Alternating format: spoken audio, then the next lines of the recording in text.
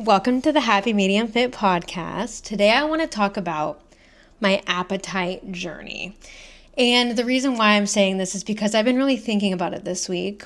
And I've gone through many different stages. It's been not hungry, no appetite, nauseous thinking about food, just not wanting to entertain it, to then the opposite of binging, always thinking about food, like a ravenous, never ending appetite to where I could eat 3 square meals, dessert, everything, and still want more and never have enough and just be overindulging.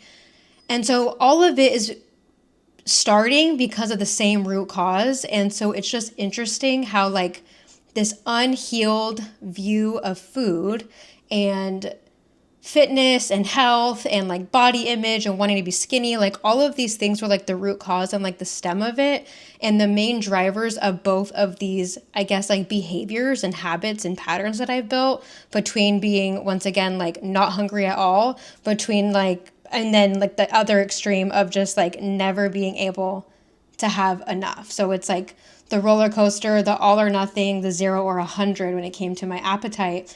And I've been coaching a lot of other women lately in my container who have been struggling with this as well. And it's not something I talk about too much on here. So it's interesting that I even attracted these women in the first place, because they're coming to me saying I'm just not hungry. I know I'm under eating. I have no energy. And I know that I need to be eating more, but I physically cannot. I'm not hungry. I struggle to finish my plate, or they've just kind of put it on the back burner so much to where they can go the whole day without thinking about food or prioritizing it, and then just kind of work and grind, and they have other things to do, which I totally understand, but it's driving them into the ground. And so this doesn't happen overnight. This happens because you tell your body that you're not hungry and you convince yourself to. I made a reel recently where I was I genuinely can't trust you if you say that you're not hungry, because you ignored your hunger cues and your stomach growling, and you suppressed it for so long that you then now force your body to not be hungry. And so even at a really young age, I'm talking middle school, high school, I used to just say oh, I'm not hungry. Meanwhile, anyone sitting next to me would hear my stomach audibly growling, rumbling. And I feel people used to also glamorize, and kind of still do. It's not cute to just run on coffee and vibes. And it used to be kind of a flex of I haven't eaten today. And that's really not cute, but it's just it gets kind of reinforced around us that is okay, and it's not. So I used to do this too. I used to tell myself I'm not hungry, I'll just eat later. And eventually my stomach stopped growling and stopped rumbling, and it adapted. So your appetite does adapt to whatever you tell it to do. So if you're telling it, I'm not hungry long enough and not eating long enough, eventually your body will adapt. There's 2 hunger hormones that control our appetite, and it tells our brain when we are hungry and when we are full. And when you're not feeding it on a consistent basis, those hormones get out of whack, and then your brain quite literally doesn't know when you are hungry or when you are full. And so then eventually you'll stop being hungry. These food aversions will come up. You'll have trouble finishing your plate and just feeling nauseous, or just not really be interested in food. And I used to do this. And then I used to also go to work on literally just bringing a coffee in the car, maybe a banana, maybe a protein bar, and expect it to hold me over, which is absolutely insane. I would be shaking. I would be irritable. And it's just interesting that I would normalize it or try to ignore it and rationalize feeling that way. It's interesting because, once again, it doesn't happen overnight, right? Slowly over time you get there. And then one day you wake up and you're I just don't think this is normal. I don't feel good. So then I would get home, right? And then also people would glamorize fasting. And people would think that fasting is like the best way to lose weight, which it's not. Fasting is it's horrible. And so then I would also rationalize it like, oh, well, I'm fasting and this is good and I'm burning fat. And then I'll just eat dinner when I get home and eat one meal and like I'll be good.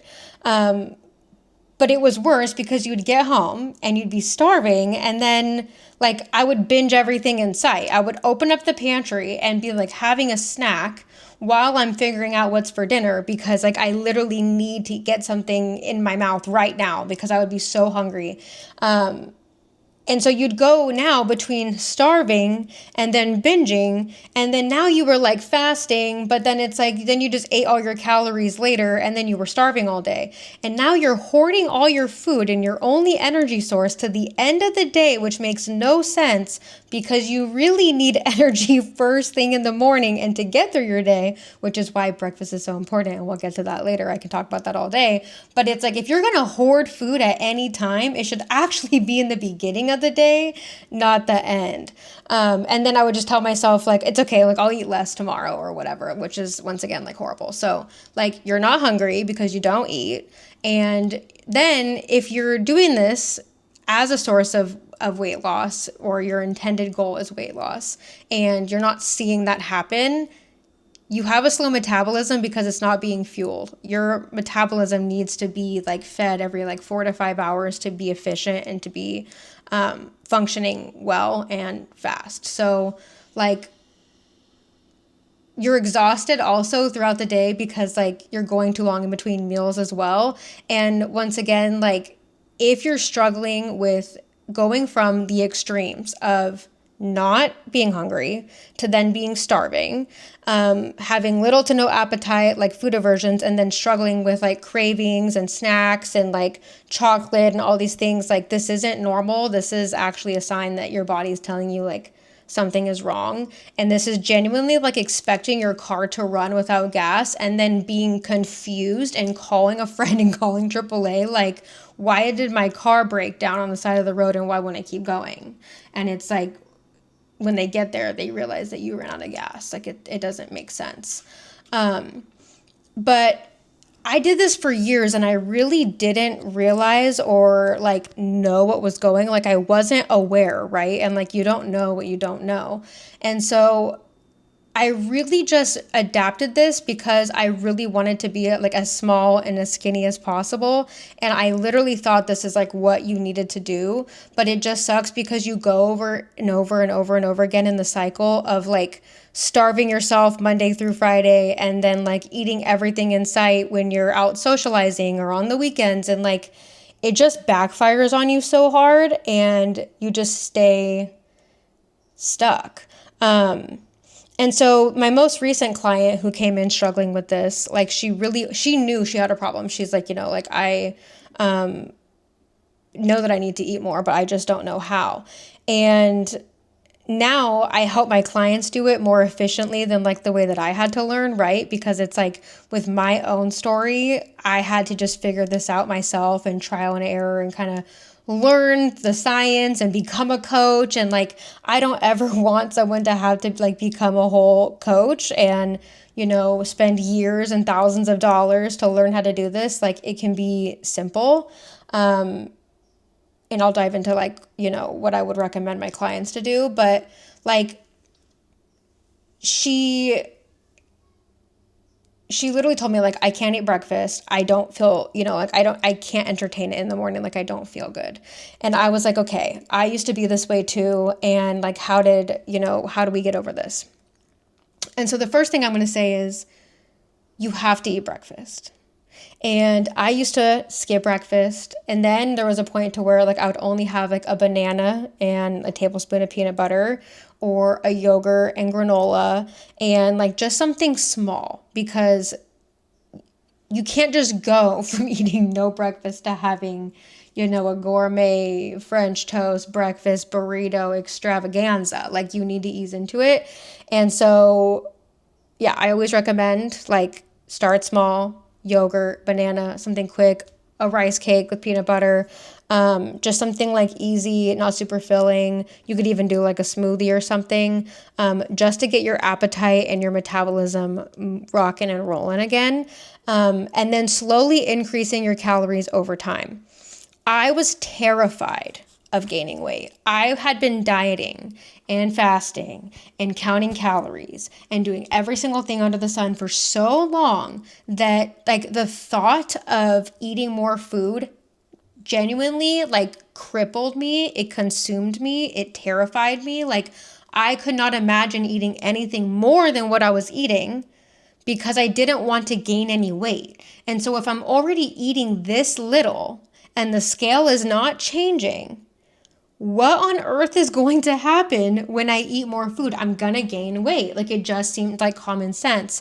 And once again, this is before I knew about metabolism, hormones, all these things. And so I know what it feels like to feel like this eating more contradicts every single thing that I've actively ever known and I've been doing. And it is scary. But this is how you repair it and, regulate your appetite, your hormones, and your metabolism, and ultimately like lose the weight. So I've had a client come to me eating 1,000 calories a day on a GLP-1. And she's like, I literally I can't eat anything less than this, but I'm terrified to eat more. And I was like, look, we're going to do it slowly and slowly over time. And so now what I have my clients do is we increase it by like 100 to 150 calories a week. So you have to track your food first for at least a full week to get your, data. Data and awareness is key. If we don't know where you're at, then we have no idea where you're going. If you're going to be on a GPS following a map, you need a current location and an end location, and then that's how you figure out your steps in between, right? And so my method of coaching is like I'm always going to be your GPS. I'm not going to tell you every single step and direction and left turn and exit. I'm only going to tell you, okay, this is where you're at. This is where we're going. Let's only worry about your next exit or your next turn, and then we'll go from there. And so in this case, she was having 1,000 calories a day, and my estimate was that she was supposed to be eating, at least 2,000 calories a day. And I was like, damn, girl, we're going to have to double that. But the last thing I would do would just be like, hey, let's eat 2,000 calories a day when you have absolutely no appetite. And also, if you do that big of a jump, like you will gain weight. So doing it slowly, 100, 150 calories at a time allows you to have that slow increment to where, first of all, you feel good about it. And like you can feel like, okay, like this is a little challenging, like it's going to be a little bit out of my comfort zone to eat a little bit more this week, but it's very doable. And then also your body can adapt slowly and start using those calories efficiently as fuel and putting it into all the systems within your body that has been lacking, and it learns what to do with it. It loves predictable routines. Your body loves eating the same thing every single day. And when you're eating the same thing every single day, like the same amount, not same thing, sorry, let me rephrase that, same amount of food, by having like a calorie goal every day, it knows what you're going to eat tomorrow. So then it gets predictable, and it's not like trying to hoard the food from your binge.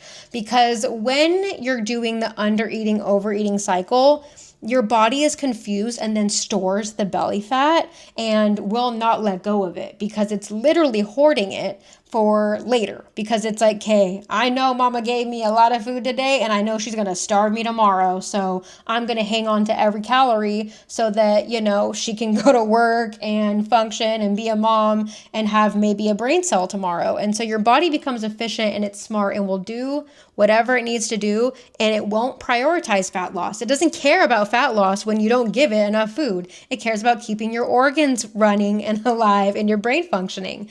And so anyways, by having a calorie goal here in the beginning, helps your body with the consistency, know how to do it, and allows us to slowly raise it over time. And so little by little, after each week, we slowly increased it by another 100, 150. And now this gal is eating over 2,200. So like 2,200 to 2,300 calories a day, and only works out 2 days a week at home. So, and lost 65 pounds. Like it's absolutely insane.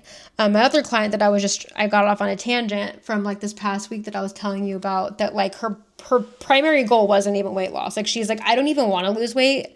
Like, I'm actually like fine. I don't really have any like physique goals.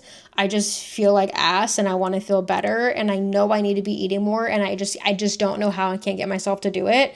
And we have her eating, I think, 2,100 calories a day right now, and we're going to keep increasing it. Like I told you guys, like by 100, by 150. Like, we're only 6 weeks in, so we're going to continue to increase from here.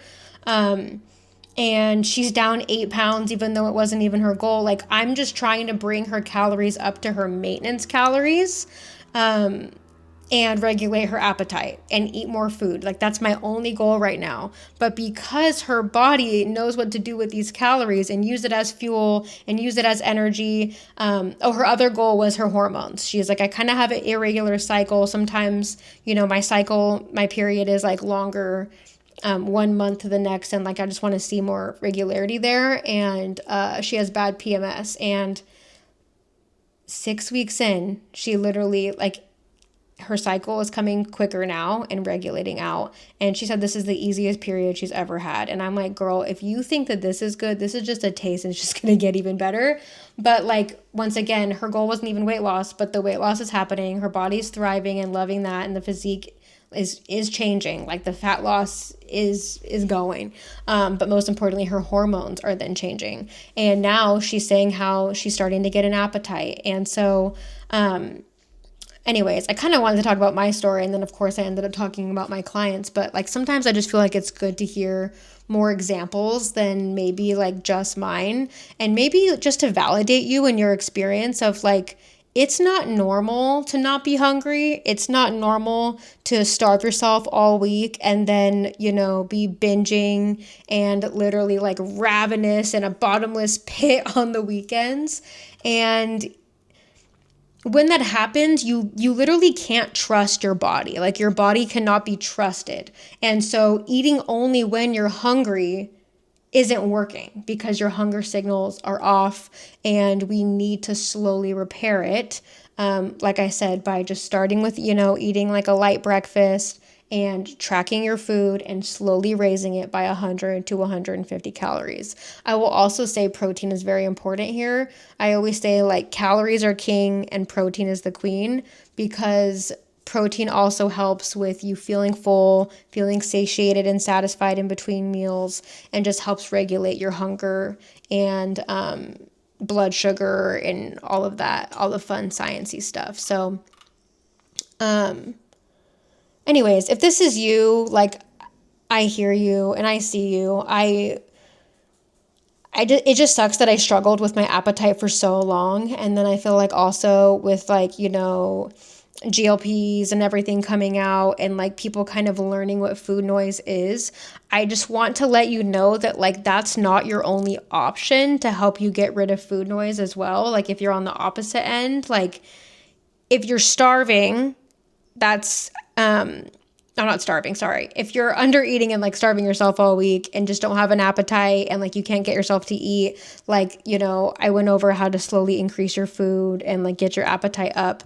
But then if you notice that because you're binging later and then it turns into the other extreme where like you're just hungry every single day, no matter how much you eat, then that's also like another problem, right? Like, now food's all you're thinking about, and now you just have food noise, and now it's like you just want to eat the entire batch of cookies, and you've never been able to have just 2 cookies, because that was me. Like, I remember making cookies and being like pissed if like my family was home or like my friend was over and I had to share.